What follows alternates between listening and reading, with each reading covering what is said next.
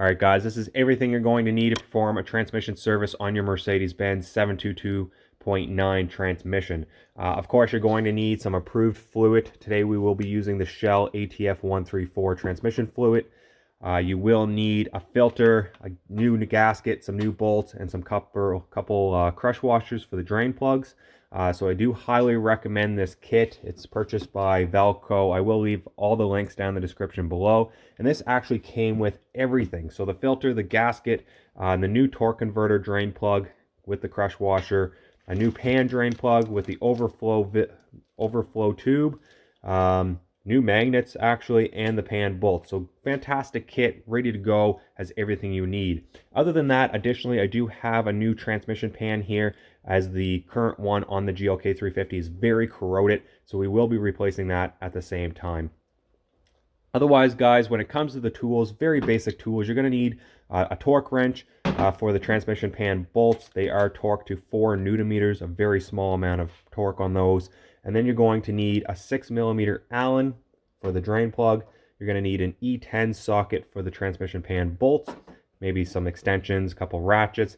And then you're going to need some sort of pump to actually pump the fluid up into the bottom of the transmission. So there's no fill tubes or dipsticks on these transmissions, as you may be aware of, so you actually need to pump the fluid in from the bottom.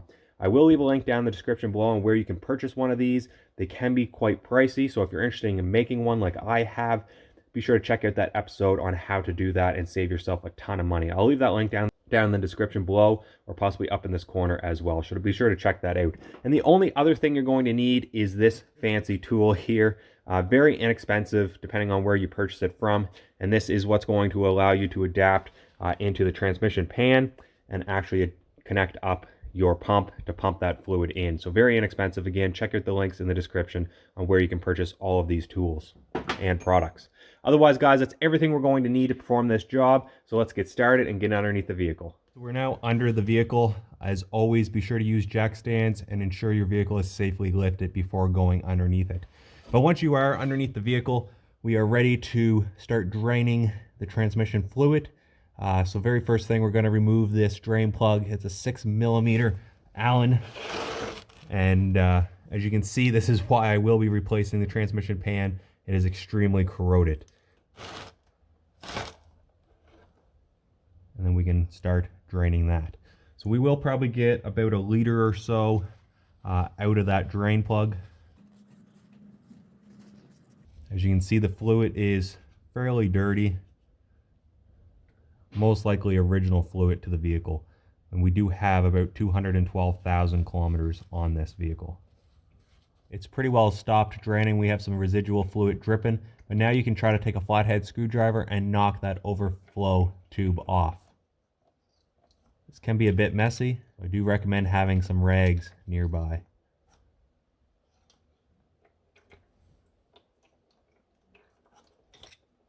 So once you get the majority of that fluid out of the drain plug, we are going to put this back in.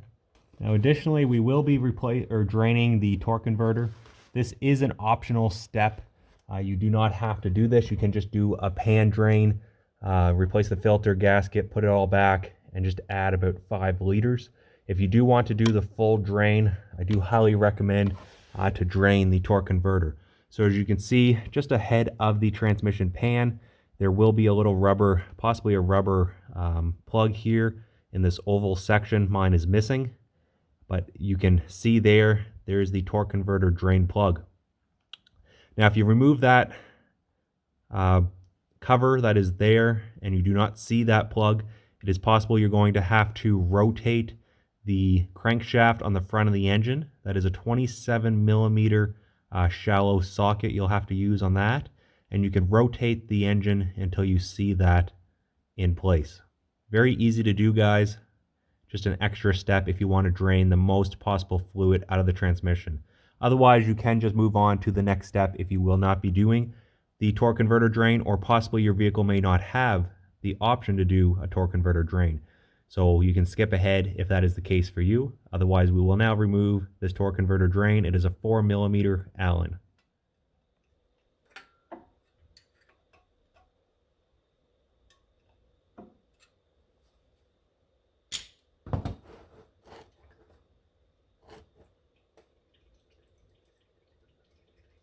While we let the torque converter drain, we're going to get the brand new pan ready. Now, if you are not replacing your pan, this is going to be the exact same process that you're going to do to your stock current pan after you give it a good clean. So even though this is brand new, you're going to want to clean the inside of your pan pretty well just as good as this. Nice and clean. At this point, you can reinstall or install your brand new overflow tube. All you're going to do for that is click it right into place above the drain plug, just like that. At this point, after cleaning your pan and cleaning those magnets, you're going to want to reinstall the magnets into the front of the pan, just like that. And then we can get the gasket installed as well. Now the gasket, when you go to install onto the vehicle, the entire pan, you want to be sure everything clicks into place and that the gasket is still in the proper orientation. It's a little tight under there, and it's very easy to have the gasket slip and end up coming out of place. Now, one nice feature that the pan does have is it does have these locking tabs on the sides, and with the gasket has little pins. So you're going to line those up and click them into place, and that should also help you keep the gasket in the proper location. You're just going to slowly work your way around and press the seal into place of the gasket. All right, so now that pan is fully ready to be installed onto the vehicle. We have the gasket in place, our new overflow tube, and our magnets all in the proper location. All right, guys, so once we have the torque converter completely drained, we can reinstall the brand new torque converter drain bolt with the brand new crush washer. This is a 4mm. You're going to torque this to 10 Nm.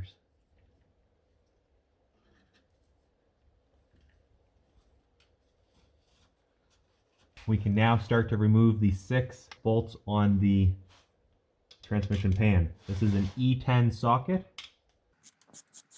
And one thing to keep in mind, these brackets are different, so be sure to place them in the same orientation that you remove them.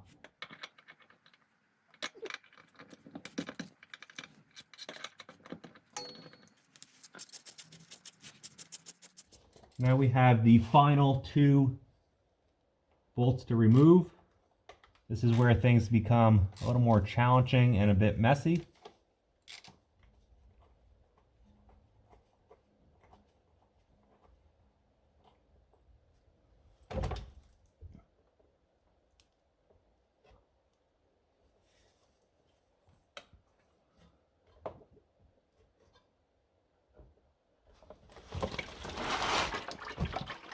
You've seen there, as I said right before, this can get a bit messy, and it sure did. I got absolutely drenched in it, but it's just kind of the hazard of motoring, as you could say. I just somewhat got everything kind of cleaned up and out of the way. So now that we have the transmission pan out and removed, we have that filter also removed. It actually came out at the same time the transmission pan fell out. But otherwise, all you're going to do is put 2 hands on that and pull straight down, and that filter will come out very easily. At this point, we can now reinstall the filter.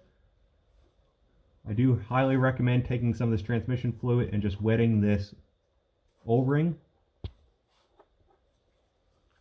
At that point, we can line this up.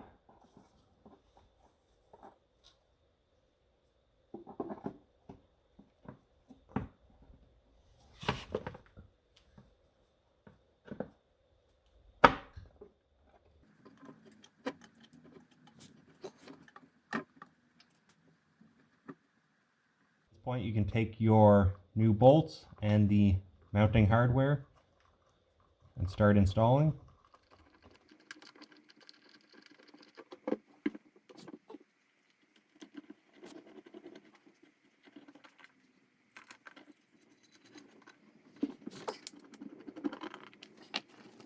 Have all the bolts snugged up and everything looks like it's in the proper location. All the sealing gasket is in place. Now we're going to go around and torque up these bolts to 4 Nm.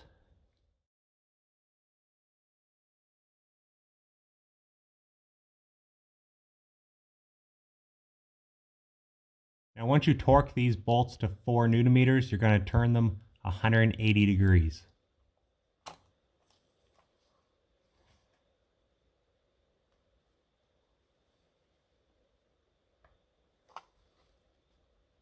All right, guys, so I could only fit 5 liters of fluid into the pressure pump. So we're going to have to add the 5 liters, and then I'll go back, add an additional 2 more liters to this, pump it in, and then we'll be ready to start the level process, checking the level in the transmission. So all you have to do is follow the manufacturer specs on your pump that you're using, or if you've made one like I have in this episode, then you're going to follow along exactly the same way. So I'm going to pump this up, start to get some pressure in the pump.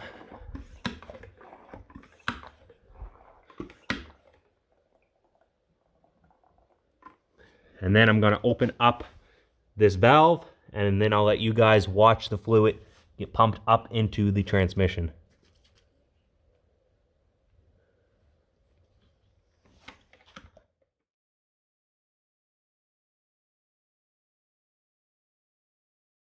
All right, guys, so I've pumped into the transmission about 6.5 liters of fluid. Again, if you're only doing a pan drop, you're going to add about 5 liters of fluid. So I've added about 6.5. I think I'm going to have to add some more, but that's what I'm going to add for now. I've left everything connected up underneath the vehicle, and I've shut that valve on my pump. So at this point, now that we have sufficient fluid in the transmission, we need to start the level procedure. So what we need to do is actually start warming this fluid up to 45 degrees Celsius. So I'm going to start the engine, and while that's warming up, I'm also going to cycle through the gears all the way from park down to drive and back. Make sure you keep your foot on the brake, of course, as you cycle through those gears, and wait about 30-40 seconds between each shift. And that way it's just going to allow everything to hopefully bleed itself through and get fluid to all of those critical areas. At that point, guys, you have 2 methods. You can check the temperature. If you have an OBD2 scanner and one that will actually read the transmission temperature, that is definitely the preferred method. That's the most accurate way to do it. Otherwise, you will need an infrared thermometer. So I'm going to start it up. Currently in neutral there now.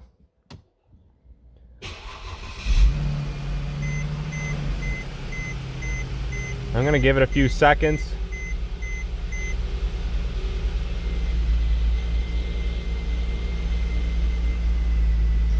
All right, guys, I have my foot hard on the brake. I'm just cycling through all the gears here now.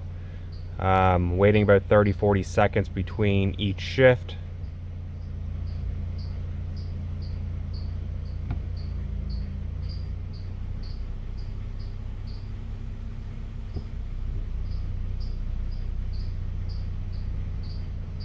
And then I'm going to leave it in park.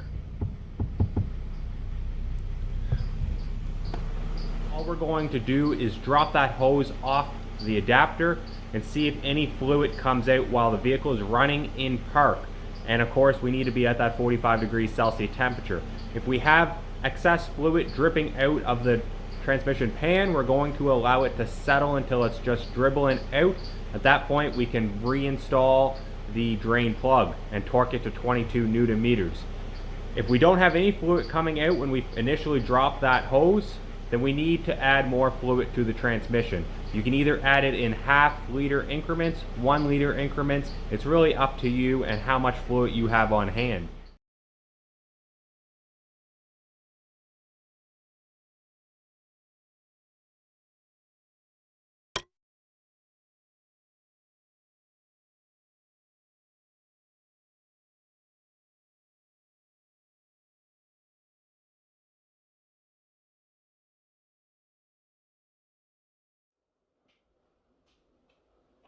All right, guys, I hope you enjoyed today's episode showing you guys how easy it really is to do your own transmission service on any 722.9 transmission from Mercedes-Benz lineup, and that is the 7G-Tronic. In particular, we did today's work on a 2010 GLK350 for Matic, but again, this process is going to be exactly the same throughout the Mercedes-Benz lineup.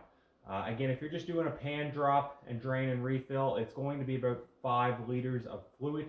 Today we used about 8 liters of fluid. It did pop out quite a bit extra, but that's what you want to see, is a steady stream of fluid coming out at that 45 degrees Celsius temperature, and then it's going to start dribbling. That's when you can remove the adapter tool and insert that drain plug. Again, It's that simple, guys. You can do this in a few hours at the absolute most, even if it's your very first time, and then you have the benefit of knowing you have that fresh fluid in there for another 70,000 miles or so.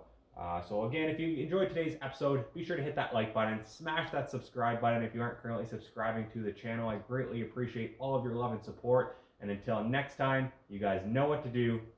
Keep red full throttle.